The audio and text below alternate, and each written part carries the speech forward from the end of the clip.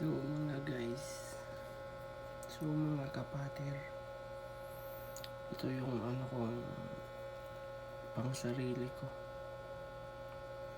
Pang sarili ko to. Yan. Antigo na siya.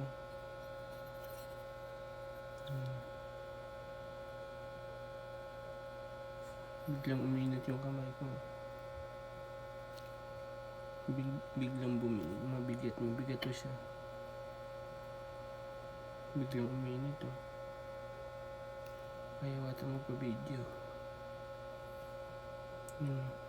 Biglang uminit guys. Mga kapater. Ito yung Mama Mary nakatungtong sa buwan. Tapos may 3 persona.